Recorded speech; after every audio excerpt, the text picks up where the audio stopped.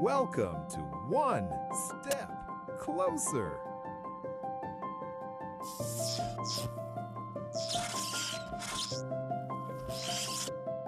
Horas, selamat sore. Kembali lagi bersama kita di One Step Closer Podcast. Hari ini kita kehadiran tamu yang luar biasa, yang tidak asing lagi, yang selalu kelihatan di semua media yang ada di Kabupaten Simalungun. Nah, hari ini kita membahas terkait dengan bagaimana Kabupaten Simalungun beserta isi-isinya sampai hal yang paling kecil akan diulik oleh dua narasumber kita. Nah, narasumber kita ini merupakan para ketua. Yang pertama itu Ketua Gemapsi. Lawe saya Bang Antoni Damanik, dan yang satu lagi Ketua Zaman. Ini si Jambul.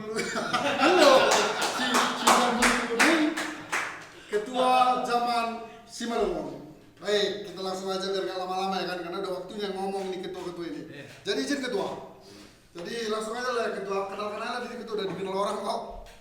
Kenalin lagi kan ya, Oke baik, selamat sore. Sore.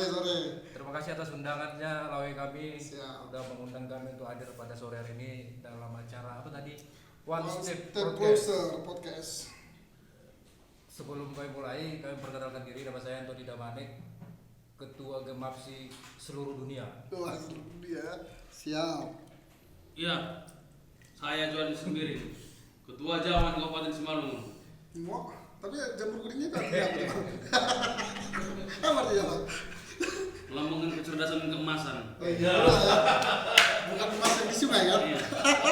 Baik, jadi izin ketua, abangku, hari ini tuh kami cukup luar biasa bangga bisa menghadirkan para ketua ini karena sulit sekali menjumpai ketua ini apa ya, berkawan aja pak ya, apa bermusuh aja pak ya, apalagi berkawan gitu kira-kira ya.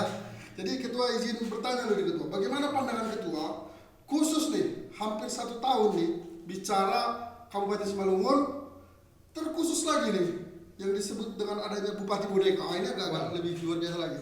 Izin dari siapa dulu nih ketua? Bapak ini aja silakan. Bapak Damani ya. Terkait Bupati Boneka tadi. Kita bisa Simalungun dulu lah ketua. Nanti sensitif misalnya nih gimana nih ketua kinerja mereka. Jadi langsung sensitif kita dengarnya kan. Iya. Oke baik, terima kasih. Pertama, hampir setahun lah pemimpinan Anton Bendi di Kabupaten Simalungun. Siap. Sebenarnya agak sulit kita mengkritik. Sulitnya apa? Karena yang dilakukan hampir tak ada yang berubah gitu kan. Gitu. Kan biasanya yang kita kritik itu ketika dia melakukan sesuatu hal misalnya, tapi kurang pas baru kita kritik. Yang dia lakukan adalah hal-hal yang biasa aja, yang sudah pernah dilakukan bupati sebelumnya. Contoh apa itu namanya? Pelatihan, hanya begitu aja. Dan anggarannya juga memporoti dana desa lah, Gitu ya, dana bos lah gitu. Hanya begitu. Jadi yang mau kita kritik sebenarnya hanya begitu aja. Jadi berhasil apa kira-kira ketua kalau gitu? Berhasil mungkin paling banyak melakukan seremonial. Oh gitu ya. Iya. Jadi kalau ketua zamannya apa kira-kira pandangannya? Ya kalau aku sebenarnya ini bertentangan sama ketua ini. Kenapa gitu gitu? Pasti bertentangan. Ya. Kalau dia tadi yang dibilang dia tadi bupati hanya melakukan hal-hal yang biasa katanya. Kalau aku justru menganggap ini Bupati Anton dan Ben ini betul-betul sempurna. Iya. Tidak ada kesalahan. Oh. Bersih. Ya. Tanya dulu kenapa? Kenapa gitu kenapa? Karena nggak ada yang dikerjakannya. Nggak ada lagi kesalahan. Nggak ada. Kalau dia tadi kan seremonial. Kalau menurutku nggak ada. Iya, siap. Jadi nggak ada. Apa yang mau kita kritik terhadap Pemkab Simalungun? Ya nggak perlu ada dikritik. Karena nggak ada Pak Anton dan Pak Beni pun seremonial tadi dan apa tadi tetap jalan juga. Hanya mungkin dengan adanya beliau itu lebih agak masif dia kan gitu. Oh gitu ya, ada beliau itu pula ya. Jadi Iya. gini ketua, kita berbicara bahwasanya kinerjanya ini bisa dibilang berarti menurun di Simalungun ya. Kita sepakat dulu sana atau gimana dari sebelumnya? Bukan menurun Jadi aja. apa? Menunggi. Iya. Bukan Apa itu namanya? gini. Karena kemarin ketua kan sudah kasih kartu kuning tuh, Iya, menuju kartu merah. menuju kartu merah. Nah, terus ada yang bilang tuh kan saya baca-baca, emang pemain bola makanya dapat kartu kuning kayak gitu. Nah ini pola pikirnya orang ketua ini kok bisa sampai secerdas itu gimana ini kan gitu? Ya sebenarnya itu alami aja. Alami ya. Iya. Siap, Karena kan siap. kita sebagai masyarakat lah kan, ya pekerjaan kita kan menilai wasit atas sebuah pemerintahan ini. Bagaimana pemerintahan ini, bagus, tidak, atau sama sekali jeblok kan gitu. Siap. Nah menurut kita memang dalam tempo waktu setahun ini ya layak kartu kuning itu. Kartu kuning artinya peringatan Gitu ya. supaya tidak dilanjutkan. Masalah gini ketua, ada yang bilang kan, ini kan mereka karena nggak dapat bagian ini makanya suka mengkritisi kata gitu. Itu gimana coba?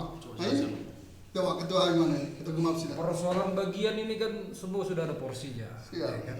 Bicara kita tahu dapat bagian, kita mau dapat atau tidak dapat, kita tetap mengkritik, ya kan? Artinya kalau kawan-kawan tidak percaya, diuji aja dulu gitu kan. Siap. Kita dulu kita dapat juga, kita tak mengkritik. Artinya kan kritik itu adalah sebuah kebaikan. Artinya ada orang muda, ada manusia yang masih mau mengingatkan orang. Kenapa diingatkan? Karena dia masih sayang dengan orang itu sebenarnya. Tapi kondisi sekarang ada orang yang salah tanggap kan. Iya. Ada orang-orang, kelompok orang yang membenci pengkritik. Menurut saya itu adalah kesalahan besar dan saya minta orang-orang itu segera bertobat. Bertobat ya. Ya kan? Artinya Ya. di zaman sekarang kita butuh orang-orang yang berani mengkritik kebijakan pemerintah. Baik, nah, jadi izin semuanya yang melihat podcast kita garis bawahi bahwasannya podcast kita ini sifatnya menginformasikan, mengedukasikan dan tidak bertujuan untuk menyinggung personal. Kita berbicara sistem pemerintahan beserta jalannya suatu pemerintahan. Ini kita garis bawahi dulu ya ketua ya, karena kita kalau berbicara personal saya lihat sering nanti keluar lagi nanti pertentangan, penjilat-penjilat gitu kan. Jadi kita luruskan dulu. Nah, jadi kita langsung mengerucut sedikit nih ketua. Terkait dengan saya pernah baca tuh headline-nya itu Anton Bupati Boneka, itu gede banget tuh. Dan kebetulan nama dan siapa yang diwawancara di sana ada bersama kita, dia ada si jamur kuning kan. Iya. Gimana itu Pak? Ya aku artinya kita sebagai pemerintah harus melihat itu sebagai niat baik, ya kan? Yang seperti disampaikan ketua Tony tadi bahwa kita mengkritik. Nah, kata boneka, ya kita paham dulu boneka itu apa? Orang yang bisa dipermainkan. Nah kalau memang dia betul nggak boneka ya nggak usah tersinggung, kan gitu. Yang kedua ya jangan mau dia dipermainkan, ya tunjukkanlah kalau dia bupatinya. Tadi faktanya kita lihat sampai sekarang ini, dia seringkali tidak mengetahui apa yang terjadi di Kabupaten Simalungun. Betul. Nah kan itu. Jadi patut diduga bahwa memang disetir. Ada orang yang menyetir pemerintah itu, jadi sebagai boneka aja beliau itu. Gitu ya. Iyalah. Jadi kira-kira siapa yang setir gitu? Berarti kita kira-kira Itu yang kita kurang paham ini. Iya ya. Karena si yang menyetir ini kan pasti satu ini. Betul, mana bisa dua ya kan? Iya, kalau dua dia ke kiri kanan, memang kayaknya berposisi lebih dari satu nih. Nyetir apa? Yang menyetir ini. Ya pertama boneka itu kan banyak fungsinya, ya kan. Kalau bagi anak-anak boneka itu adalah mainan. Gitu. Tapi harapan kita yang dimaksud kawan-kawan tadi, pemerintah Kabupaten Simalungun janganlah menjadi mainan. Artinya ke depan kita masih berharap agar pemimpin ke depan lebih baik gitu. Siap. Artinya yang boneka segitu banyak kritis yang kita keluarkan, kalau boleh itu jadi obat obat mujarab untuk memperbaiki gitu. Siap. Jadi gini Pak. Oke lah, nanti kita berbicara nih bahwasannya patut diduga bahwasannya bupati sekarang itu bertindak seperti boneka gitu ya. Karena sering sekali kebijakan-kebijakannya itu seolah-olah tidak dari dia sendiri kan seperti itu ya. Nah, kita masuklah misalkan melihat kayak pelatihan-pelatihan yang begitu banyak tuh Pak. Kira-kira nih, menurut para ketua, kenapa sih? Mohon maaf sekali. Ini syarat dengan konflik of interest di antara pemerintah beserta lingkaran keluarganya bupati ini gitu loh. Karena beberapa kali saya lihat termasuk statement para ketua ini, pelatihannya di gedung yang juga adiknya bupati ini misalnya gitu, atau orang-orangnya ini, itu gimana kira-kira ketua? Itu hal-hal seperti itu wajar kah atau kita biarkan kah atau seperti apa? Ya, kalau kita berpikir secara peraturan perundang-undangan itu nggak wajar. Kenapa nggak wajar? Yang pertama, Pemkab Simalungun itu punya gedung, banyak gedungnya dan banyak yang terlantar gedung-gedungnya juga kan gitu. Banyak yang terlantar.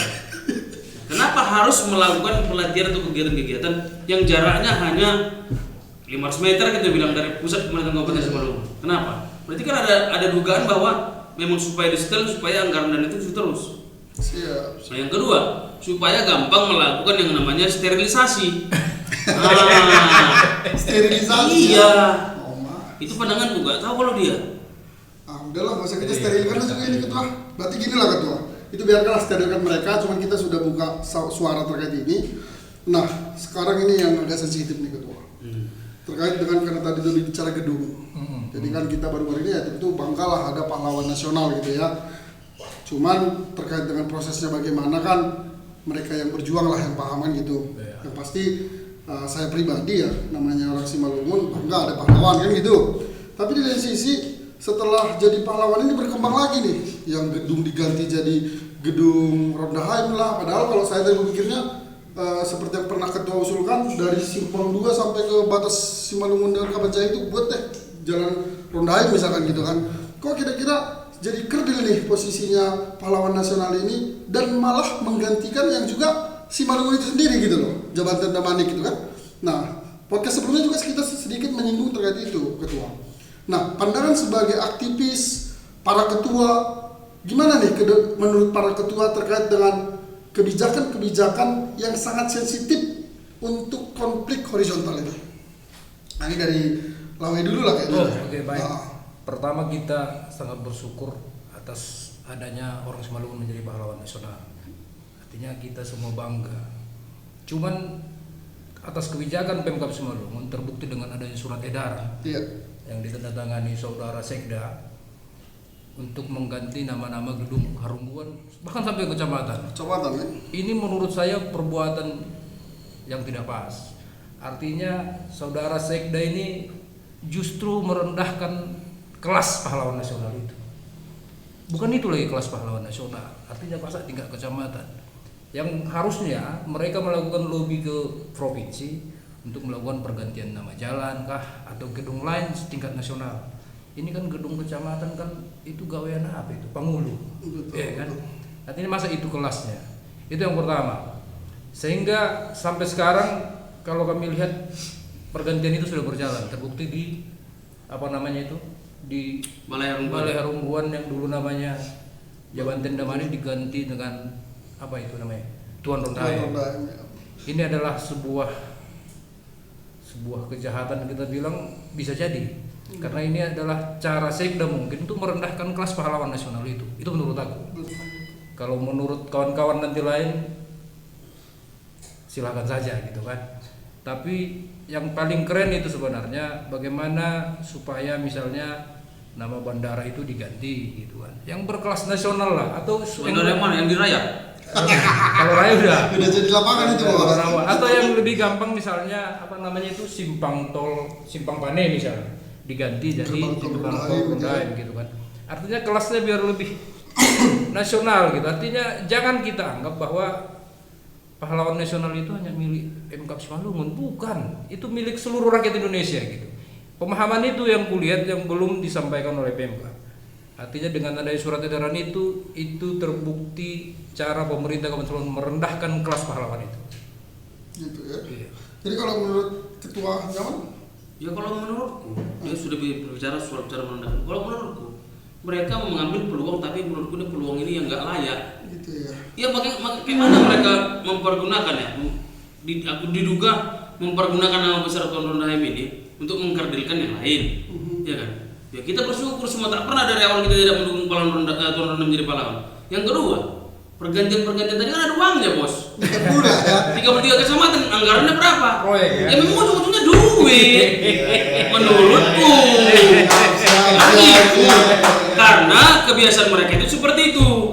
Iya. Berarti kita duga targetnya menuju itu aja ya? Iya 33 kecamatan kali berapa juta? Waduh. Kan ada anggaran nih kalau mengganti. Tapi coba dicek dulu siapa tahu dianggarkan PU. Gitu ya. Iya. Perlu juga kita curigai ke sana kan? Tidak semangat yang anggaran. Iya. Ini patut diduga dan harus kita garis bawahi kawan-kawan. Bahwasanya jangan-jangan dengan nama pahlawan ini ternyata ujung-ujungnya dimanfaatkan untuk proyek lagi gitu ya. Syah, gawat kita kalau gitu. Berarti filsafat Simalungun itu diabaikan lagi kan gitu. Nah, kalaulah anggaplah ini posisinya mereka bertujuan dengan itu. Terus yang ngasih perintah itu Sekda. Masa sih Sekdanya nggak koordinasi dengan bupati? Karena gini, beberapa kali kita lihat kebijakan yang dikeluarkan dengan apa yang dilakukan oleh bupatinya itu sering sekali berseberangan. Contohnya, misalkan berapa kali bupati ini misalkan menyatakan mendukung terkait dengan kebijakan, anggap sajalah kebijakan untuk teh misalkan. Tapi ternyata tetap jalan untuk kebun sawit misalkan seperti itu. Kita lihat sekdanya ini ngomong apa lagi, ternyata sering berbeda. Ini kira-kira memungkinkan nggak ya bahwasanya sekda ini ada yang setir juga, atau sekda ini bukan dipilih oleh bupati? Berarti ada yang lebih bupati daripada bupati. Itu maksudnya. Jadi karena saya bertanya kepada para ketua, karena gini, saya yakin para ketua ini lebih paham di situ daripada kita. Aku yakin kali 1000%. Ada yang lebih bupati daripada bupati. Ada ya? Iya. Ada bupati. Berarti gini, maksudnya gini kan, dia nanti kan ketua, kita juga sebagai kontrol sosial.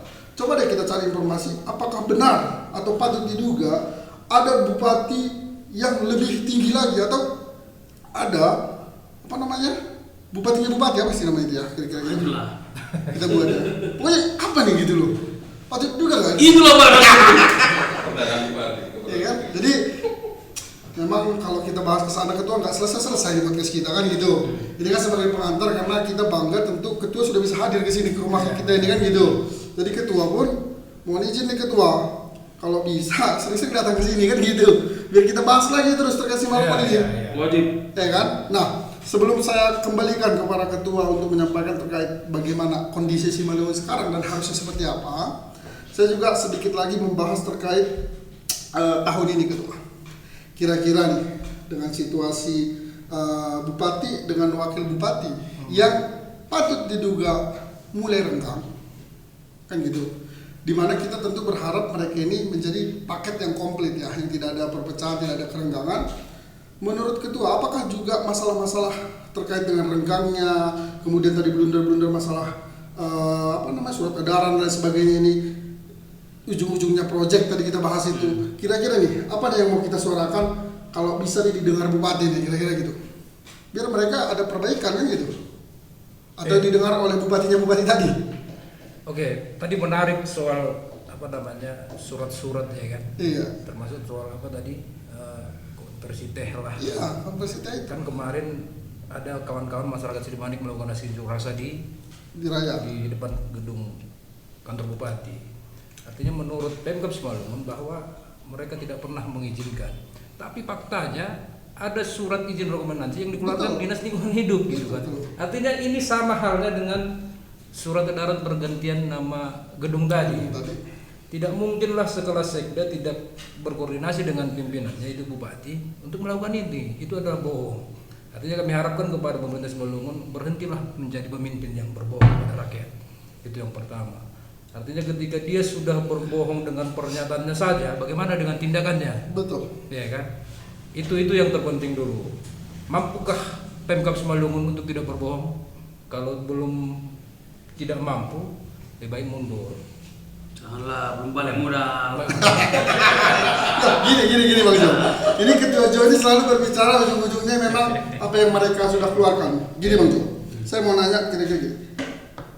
Kalaulah misalkan ya Bang Jo, bupati ini benar-benar punya kuasa, menurut Bang Jo, yang dilakukan oleh sekda ini berarti yang dilakukan bupati dan harusnya udah sangat fatal kan kesalahan ini. Mana ya? Kan sekda mengeluarkan nih pergantian gedung Jabanten Damanik menjadi gedung Tuan Ronda Haim. Oke. Sementara Bang Jo di seberang itu kan ada rumah sakit tuh, rumah sakit umum, rumah sakit Ronda Haim.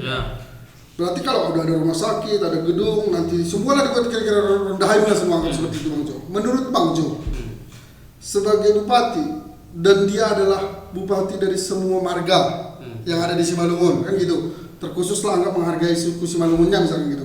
Yang dilakukan dia ini kan udah maaf nih, anak kecil aja nganggap itu salah gitu loh Bang Jo. Masa sih bupati melakukan salah terus menerus gitu loh maksudnya? Ya persoalannya yang melakukan itu bupati atau enggak kan itu dulu. Tapi tadi kita berbicara Bang Jo, nggak mungkin bupati nggak tahu. Karena dia nggak pernah menandatangani itu. Yang mengeluarkan surat sekda. Dan ketika ditanya dia pun nggak tahu. Kebijakan sebesar itu Iya. sebatas sekda. Iya sekda kan surat edarannya sekda juga. Kenapa nggak sekda jadi? Dia nggak pernah mengeluarkan pernyataan. Harusnya dikeluarkan pernyataan di publik bahwa saya tidak ada menyuruh sekda untuk melakukan pergantian itu. Atau dia nggak berani karena ada orang yang lebih jago daripada di belakang sekda ini. Itu dia bos. Karena ini kan Bang Tony. Kenapa saya juga berharap kawan-kawan para ketua aktivis ini menyuarakan terkait dengan isu yang berpotensi, tadi saya bilang berpotensi untuk konflik horizontal ini. Ini harus kita luruskan dan Bupati harus menyampaikan. Sebenarnya Bupati memang menginginkan ini. Sampai saya baca di edaran itu kan 32 kecamatan. Kalaulah nanti ini dikembangkan lagi menjadi proyeknya Nagori misalkan, ada 386 Nagori lagi yang punya proyek gitu kan gitu. Apa kita biarkan? Ini kita contoh gini Bang Jo. Padang Lawas kalau nggak salah itu Kajarinya sudah diangkut lah. Kita jujur aja. Kenapa? Karena studi-studi ini kita tahu kok selama ini tanda kutip diduga gitu kan. Tapi kita tidak mempermasalahkan itu. Kita mempermasalahkan ini program ini yang berpihak kepada masyarakat atau tidak, kan itu poinnya. Nah sekarang yang mau kita sampaikan adalah Bang Jo sama Bang Tony sebagai yang paling sering dan paling kritis terhadap pemerintahan sekarang ini, kira-kira lah bagaimana seharusnya Bupati ini ditempatkan dan wakilnya. Coba. Silakan ketua. Berat ya? Gitu. Bagaimana Bupati ditempatkan dengan Ya, posisinya harus seperti apa gitu loh. Anggaplah gini, anggaplah ada Bupati buat program. Andai aku jadi Bupati sehari misalnya. Kira-kira seperti apa lah kalau Bang Tony sama Bang Jo jadi Bupati ini misalkan. Yang bukan paling utama harus diselesaikan. Pertama kan ada aturan main. Artinya sebagai Bupati juga kan ada aturan yang harus dipenuhinya gitu kan. Artinya juga nggak bisa asal main barang itu. Sama halnya soal pergantian gedung tadi. Surat edaran itu kan harus punya dasar. Penggantian nama gedung itu kan harus ada aturan main. Misalnya ada persetujuan DPRD, tapi faktanya menurut pimpinan DPRD itu nggak ada persetujuan sampai hari ini. Cuman sudah begitu gejolaknya di media sosial, bahkan di beberapa kelompok masyarakat dan kelompok warga di Simalungun, sampai hari ini satu pernyataan pun tidak pernah keluar dari pemerintah Kabupaten Simalungun, baik itu bupati dan wakil bupati. Justru Sekda membuat pernyataan yang menurut saya mengkerdilkan. Tapi sangat disayangkan juga bahwa ini bukan hanya persoalan merendahkan jabatan Damani, bukan, tapi prosesnya itu yang salah gitu. Mau marga apapun tadi yang diganti itu prosesnya yang salah. Mari kita juga berpikir ini bukan hanya persoalan marga Damani gitu kan, prosesnya gitu. Artinya ini sedangkan sekelas mantan bupati Dua periode. Wali kota satu periode. Dan termasuk tokoh otonomi daerah berani memperlakukan seperti itu, apalagi yang lain ini gitu kan. Artinya ini harus dilawan sebenarnya. Kemarin sudah banyak yang menyampaikan surat atau mempertanyakan langsung kepada bupati, tapi sampai hari ini tak ada jawaban. Dan terbukti di media sosial Manum tidak pernah kita lihat jawabannya gitu. Baik itu dari bupati, wakil bupati dan malah yang kelihatan sering acara program makan gizi ya, makan gratis itu ya, MBG gitu-gitu ya seringnya. iya, itulah Seremonial terus ya. Kalau itu kita akui. Jadi ginilah Bang Jo, Bang Tony, kayaknya kalau kita bicara satu season aja ini agak sulit. Nanti kita lebih spesifik aja lah kita bahas ya. Artinya general, saya minta untuk Bang Jo dan Bang Tony menyampaikan bagaimana pandangannya menuju setahun pemerintahan Anton Beni ini dan harapannya seperti apa. Paling itu aja dulu kita kata, karena menurut saya kalau kita berbicara ke depan, ini kan lebih bagus juga kita juga mengawal sampai ke depan kan gitu. Ya, Data per data kita bos, kasus per kasus ya. Wih, jadi setahun menuju tahun pemerintahan Beni, sebenarnya tadi kalanya harapan, aku nggak ada banyak berharap. Iya kan? Karena kita sudah putus asa ya. Tetap aja lah hidup sebagaimana mestinya masyarakat Kabupaten Simalungun. Iya kan? Yang kedua, tadi karena harapan nggak ada, kita kasih masukan lah. Siapa tahu bisa berubah. Siapa tahu. Kalau tahu bisa masuk. Iya. Kita kasih masukan, siapa tahu bisa masuk dia orang kan. Nah, kepada Pak Anton dan Pak Beni supaya nggak baca kongsi, ya bagus-baguslah berbagi, ya berbaginya bagus-bagus, ya yang bagus bagi yang mampu berbagi ya urusan orang bapak itu. Yang kedua, menurutku nih Menteri Dalam Negeri Pak Tito Karnavian perlu dilakukan lagi bimtek ini kepada dua ini, Bupati dan Wakil Bupati Simalungun, biar tahu tugasnya apa, ya kan?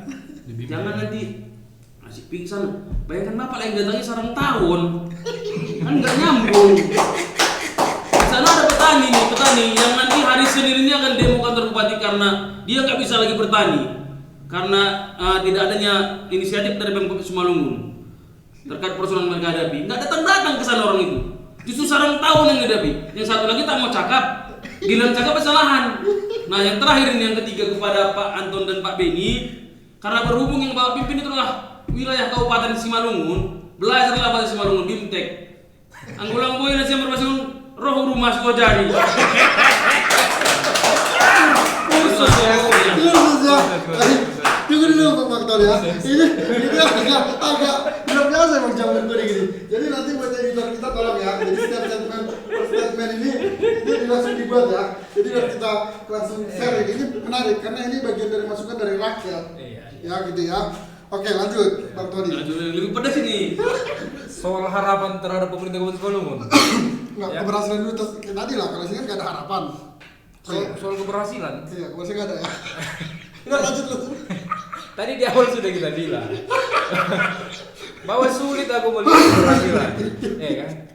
Ya sebagai rekor muri membentuk pelatihan dan bimtek mungkin boleh lah. Ya kan? Kalau kita hitung udah banyak kali. Itulah kelebihan. Tapi yang paling sayang kan hasil pelatihan itu tak ada. Itu. Yang kedua kami minta kepada Pak Anton dan Beni, jadilah pemimpin yang benar. Dan jika tidak tahu mau ngapain, segeralah latihan kepada pendahulu atau orang-orang yang paham tentang pemerintahan. Kalau tidak mampu lagi, kami harapkan mundur aja secara teratur. Ampun gitu kan. Artinya ini bukan main-main, ini mau memimpin banyak orang. Dan yang pertama yang kalian kelola itu bukan uang pribadi kalian, uang rakyat. Dan itu digunakan untuk kepentingan rakyat. Itu yang terpenting. Terima kasih. Baik. Oke. Kawan-kawan semuanya, ada beberapa poin yang saya sendiri pun baru mengetahui kecerdasan para ketua ini, yaitu bagaimana pemerintah Simalungun ini jangan mengkritik dan juga janganlah dibiarkan sesama anak Simalungun, warga Simalungun, masyarakat Simalungun itu berbenturan. Jadi buat kawan-kawan juga semuanya, sekali lagi kita garis bawahi bahwasanya podcast ini merupakan bagian dari kita menyuarakan perbaikan bersama, baik itu melalui masukan, kritisi, dan tentu hal-hal yang mungkin tidak menyenangkan hati oknum tertentu. Seperti tadi disebutkan, bagaimana bupati selayaknya itu memahami bahasa Simalungun. Memang mandi musuhnya. Tapi kok mailam bebang so marlajar bahasa Simalungun, boy bebang Tony, tadi bang. Ya bisa siap. Kita kasih kamusnya. Siap. Jadi podcast ini kita buat berbahasa Indonesia tapi dicampur dengan bahasa Simalungun lah sedikit-sedikit kan gitu. Nah, yang kemudian tadi juga Bang Jo menyebutkan bagaimana kenapa sih harus ngurus sarang tawon. Nah, itu buat Bang Beni sebagai wakil bupati, mungkin Bang perlu dievaluasi Bang, jangan-jangan itu karena Abang punya kedekatan dengan si sarang tawon tadi atau apa, kita nggak tahu. Artinya banyak hal lain yang lebih besar dan lebih berguna. Nah, berikutnya dari apa yang disampaikan Bang Tony. Bang Tony ini merupakan sesuatu yang disampaikan kepada kita berdasarkan pengalaman beliau dan apa yang dilakukan beliau. Sehingga mohon izin semuanya kita belajar, kita semakin mengimprovisasi bagaimana ilmu pengetahuan itu sangat dibutuhkan terhadap perkembangan bermasyarakat, khususnya berorganisasi ya Bang ya, beraktivis lah gitu. Jadi Bang Tony, Bang Jo, Ketua Tony, Ketua Jo, hari ini saya makasih banyak Bang, dan mohon izin juga langsung saya palak di sini. Jangan bosan-bosan ya Bang kesini Bang, karena setiap ada isu yang sensitif pasti kita panggil orang abang nih. Siap. Wajib. Oh, siap Bang. Nah terus kita juga dari One Step Closer Podcast menunggu kapan nih podcastnya Manggurpas ya? Manggurpas itu ini Bang ditimbulkan karena kita juga pengen menggurpas ini. Ya. Jadi ya karena kan dia orang abang kan berdua ini kayaknya seperti apa namanya? Seperti apa sih Bang yang sahabat itu sendal kali ya, kiri dan kanan gitu loh. Enggak satu tapi disaling membutuhkan gitu loh Bang ya. Bisa juga kadang seperti katak dalam tempurung. Oh, Ya. gitu Bang. Kalau nggak ada tempurungnya, kayak mana dia masuk dalam kata? Baik kawan-kawan, terima kasih semuanya. Para sobat Tagadupan, salam sehat. Oke. Horas. Biar kita ketawa. Gak bisa serius sama orang lagi. Saya mau merucuknya kemana? Memang harus gitu podcast. Lawan kan.